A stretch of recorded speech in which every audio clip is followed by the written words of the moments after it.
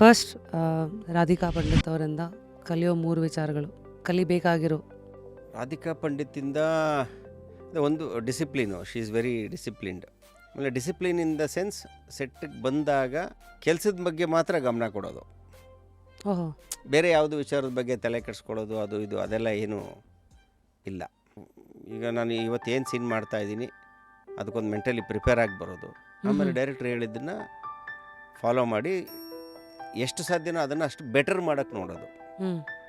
ಅವತ್ತಿನ ಕೆಲಸ ನನ್ನ ಪರ್ಫಾರ್ಮೆನ್ಸು, ಈ ಸೀನನ್ನು ಇನ್ನೂ ಎಷ್ಟು ಬೆಟರ್ ಮಾಡ್ಬೋದು, ತುಂಬ ದೊಡ್ಡ ನಟಿ ಆಗಬೇಕು, ಯಾರೋ ಏನೋ ಮಾಡಬೇಕು ಆ ಥರ ತುಂಬ ಆ್ಯಂಬಿಷಿಯಸ್ ಗರ್ಲ್ ಅಲ್ಲ. ತುಂಬ ಜಾಲಿ, ಅದು ಲೈಫ್ ಹೆಂಗೆ ಬರುತ್ತೋ ಹಂಗೆ ತೊಗೊಳ್ಳೋಣ, ಇಟ್ಸ್ ವೆರಿ ಸಿಂಪಲ್. ಈಗ Yash the man super star contrast. ಈಗ ಯಶು ನಾನೆಲ್ಲ ಒಂದೇ ಥರ, ನಮ್ಗೆ ಮುಂಚೆಯಿಂದನೂ ಇಲ್ಲ. We have to create our own destiny ಅನ್ನೋ ಕ್ಯಾರೆಕ್ಟರ್ಗಳು ನಾವು. ವಾಟ್ ಅಬೌಟ್ ಈಗ ನಾವು ಅದೇನೋ ನಮ್ಮ ಲೈಫಲ್ಲಿ ನಾನು ಹೇಳಿದ್ನಲ್ಲ, ರಾಧಿಕಾಗೂ ಅವನಿಗೂ ಟೋಟಲಿ ಕಾಂಟ್ರಾಸ್ಟ್ ಕ್ಯಾರೆಕ್ಟರ್ಸು, ಅದಕ್ಕೆ ಅವರಿಬ್ಬರು ಅಷ್ಟು ಬ್ಯೂಟಿಫುಲ್ ಆಗಿರೋದು. ಈಗ ಇಬ್ಬರು ಒಂದೇ ಥರ ಇದ್ದರೆ ವರ್ಕೌಟ್ ಆಗಲ್ಲ, ಕ್ಲಾಶ್ ಆಗುತ್ತೆ ಕಪಲ್ಸು ಅಲ್ವಾ. ಅವಳು ಲೈಫ್ ಹೆಂಗೆ ಬರುತ್ತೋ ಹಂಗೆ ತೊಗೋಬೇಕು ಅನ್ನೋ ಕ್ಯಾರೆಕ್ಟರ್ ರಾಧಿಕಾ, ನನ್ನ ಲೈಫ್ ನಾನು ಅಂದ್ಕೊಂಡಂಗೆ ಇರಬೇಕು ಅನ್ನೋ ಕ್ಯಾರೆಕ್ಟರ್ ಯಶು.